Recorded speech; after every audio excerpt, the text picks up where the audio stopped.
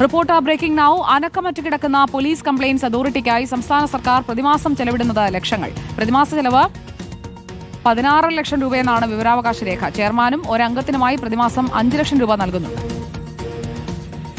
സംസ്ഥാനത്തെ police complaint authority നിർജീവമാണെന്നും അതിന്റെ പ്രവർത്തനം തീരെ നിന്നുപോയ അവസ്ഥയിലാണെന്നും വേണം ഈ കണക്കുകളിലൂടെയും ഈ വിവരത്തിലൂടെയും നമ്മൾ മനസ്സിലാക്കാൻ. തികച്ചും ഒരു വെള്ളാനയെ പോലെ പ്രവർത്തിക്കുന്ന ഈ അതോറിറ്റി പൊതുജനങ്ങൾക്ക് പോലീസിനെ കുറിച്ചുണ്ടാകുന്ന പരാതികൾ പറയാനും അതിന് പരിഹാരം കാണാനുമായി രൂപീകരിച്ചതാണ് എന്ന് പറയുമ്പോൾ നിലവിൽ കേരളത്തിൽ ഈ അതോറിറ്റി യാതൊരു പ്രവർത്തനവും നടത്തുന്നില്ല എന്നുള്ള വിവരമാണ് ഈ വിവരാവകാശ നിയമത്തിലൂടെ ലഭ്യമായിരിക്കുന്നത്. ലേബി സജീന്ദ്രൻ നമുക്കൊപ്പം ചേരുന്നു. ലേബി സജീന്ദ്രൻ, എന്തിനാണ് ഈ അതോറിറ്റി എന്ത് ചെയ്തിട്ടാണ് ഈ കാശെല്ലാം കൊടുക്കുന്നത്? സുജയ, സാധാരണക്കാരായ മനുഷ്യരുടെ പോലീസിന് എതിരെയുള്ള പരാതികൾ കേൾക്കാനും അതിന് തീർപ്പ് കൽപ്പിക്കാനും അധികാരമുള്ള ക്വാസി ജുഡീഷ്യൽ ബോഡിയാണ് പോലീസ് കംപ്ലയിന്റ്സ് അതോറിറ്റി. 2006 സുപ്രീം കോടതി ഉത്തരവിനെ തുടർന്നാണ് എല്ലാ സംസ്ഥാനങ്ങളിലും പോലീസ് കംപ്ലയിന്റ്സ് അതോറിറ്റി രൂപീകരിച്ചതും. കേരളത്തിൽ ഈ പോലീസ് അട്രോസിറ്റി വാർത്തകൾ പെരുകുമ്പോഴും അനക്കമറ്റ് നിൽക്കുകയാണ് പോലീസ് കംപ്ലയിന്റ്സ് അതോറിറ്റി എന്നുള്ള വാർത്ത നിരന്തരം നമ്മൾ കൊടുത്തതാണ് ഈ സമീപ സമയത്തൊക്കെ. അതേ തുടർന്നാണ് വിവരാവകാശ നിയമപ്രകാരമുള്ള ഈ രേഖകൾ നമ്മൾ പരിശോധിച്ചത്. പ്രോപ്പർ ചാനലിലെ ഹരിദാസിനാണ് ഈ മറുപടി ലഭിച്ചിരിക്കുന്നത്. പ്രതിമാസ ചെലവ് അനക്കമറ്റ് കിടക്കുന്ന ഈ പോലീസ് കംപ്ലയിന്റ്സ് അതോറിറ്റിക്ക് പ്രതിമാസ ചെലവ് 16 ലക്ഷം രൂപ. 16 ലക്ഷം രൂപ പ്രതിമാസ ചെലവെന്ന് പറയുമ്പോൾ ഓർക്കണം, ജസ്റ്റിസ് വി കെ മോഹനാണ് 2 ടേമായി ഇതിന്റെ അധ്യക്ഷനായി തുടരുന്നത്. അദ്ദേഹത്തിനും ഒരംഗത്തിനുമായി നൽകുന്നത് 5 ലക്ഷം രൂപ. അതായത് ഒരംഗത്തിന് അക്കൌണ്ട് സെന്ററിൽ നിന്നുള്ള ശമ്പള സ്ലിപ്പ് ലഭിക്കാത്തതിനാൽ പി കെ അരവിന്ദ് ബാബുവിന് മെയ് 8 മുതൽ ശമ്പളം ഇതുവരെ കൈമാറിയിട്ടില്ല എന്ന് പറയുന്നുണ്ട്. അപ്പോൾ ആ ഒരംഗത്തിന്റെ കിഴിച്ച് retired IPS officer Anilkant, justice V K Mohanan, ഇവർക്ക് 2 പേർക്കും ചേർത്ത് പ്രതിമാസം നൽകുന്ന ശമ്പളം 5 ലക്ഷം രൂപ.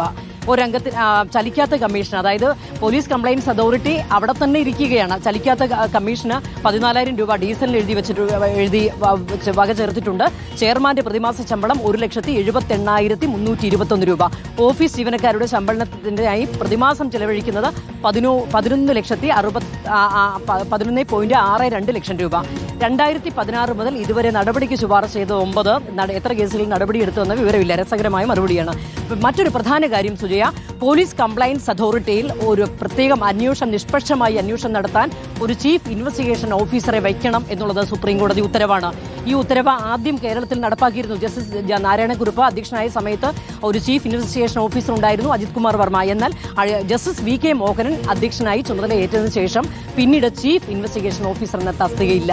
ഇദ്ദേഹം തന്നെ മുൻപോട്ട് തുടർന്ന് കിട്ടാനായി അപേക്ഷ നൽകിയിരുന്നു. അത് പരിഗണിച്ചില്ല, മറ്റാരെയും പരിഗണിച്ചിട്ടില്ല. അതായത് കേരളത്തിന് പുറത്ത് NIA-യിലോ കേരളത്തിന് പുറത്ത് അന്വേഷണ ഉദ്യോഗസ്ഥനായി സേവനമനുഷ്ഠിക്കണം, ക്രിമിനോളജിയിൽ PG വേണം, അങ്ങനെ കുറെ മാനദണ്ഡങ്ങളുണ്ട്. എന്നാൽ ഇതിൽ ലഭിച്ചിരിക്കുന്ന മറുപടി വിചിത്രമാണ്. സുപ്രീം കോടതി ഉത്തരവ് പ്രകാരം നിർബന്ധമാക്കേണ്ട ഈ തസ്തികയ്ക്ക് യോഗ്യരായ വ്യക്തികളെ കിട്ടിയിട്ടില്ല. അതായത് ചീഫ് ഇൻവെസ്റ്റിഗേഷൻ ഓഫീസർ ഉണ്ടായില്ലെങ്കിൽ തീർച്ചയായും നിഷ്പക്ഷമായി അന്വേഷണം നടക്കില്ല. തിരുവനന്തപുരത്ത് ഒരാൾ റിട്ടയർഡ് ഹൈക്കോടതി ജഡ്ജി, ഒരാൾ റിട്ടയർഡ് ജില്ലാ ജഡ്ജി, ഒരാൾ റിട്ടയർഡ് IPS IAS ഓഫീസർ. ഇവർ ഓരോ പ്രദേശത്തും ചെന്ന് സാധാരണക്കാരായ മനുഷ്യരുടെ പ്രശ്നങ്ങൾ നേരിട്ട് കണ്ട് പരിശോധിച്ച് അതിന്റെ നടപടി ശുപാർശ ചെയ്യാൻ ഇവർക്ക് ഓരോ സ്ഥലത്തും പോകാൻ സാധ്യമല്ല. അതേസമയം അത് മാത്രമല്ല, ഈ ചെയർമാൻ ഉൾപ്പെടെയുള്ളവരൊക്കെ രാഷ്ട്രീയ നിയമനങ്ങളാണ് താനും. അപ്പോഴാണ് ചീഫ് ഇൻവെസ്റ്റിഗേഷൻ ഓഫീസറെ ഇതുവരെ കണ്ടെത്താനായിട്ടില്ല എന്ന് 2022 ഹൈക്കോടതി വിധിയുള്ളതാണ് സുജയ. അതിനെ തുടർന്ന് വർഷങ്ങൾ ഇത്ര പിന്നിട്ടിട്ട് ചീഫ് ഇൻവെസ്റ്റിഗേഷൻ ഓഫീസറെ നിയോഗിച്ചിട്ടില്ല എന്ന് വളരെ വിചിത്രമായ മറുപടി നൽകിയിരിക്കുകയാണ്. യോഗ്യരായ വ്യക്തികളെ കണ്ടെത്താനായിട്ടില്ല. ലേബി സജീന്ദ്രനാണ് വിവരങ്ങളുമായി നമുക്കൊപ്പം ചേർന്നത്. ചെയർമാനും ഒരംഗത്തിനുമായി ചെലവിടുന്ന തുക കണ്ടല്ലോ. ഇതൊക്കെ നമ്മുടെ സർക്കാർ ഖജനാവിൽ നിന്ന് നമ്മൾ കൊടുക്കുന്ന തുകയിൽ നിന്നാണ് കൊടുക്കുന്നത്. പറഞ്ഞതേ ഉള്ളൂ.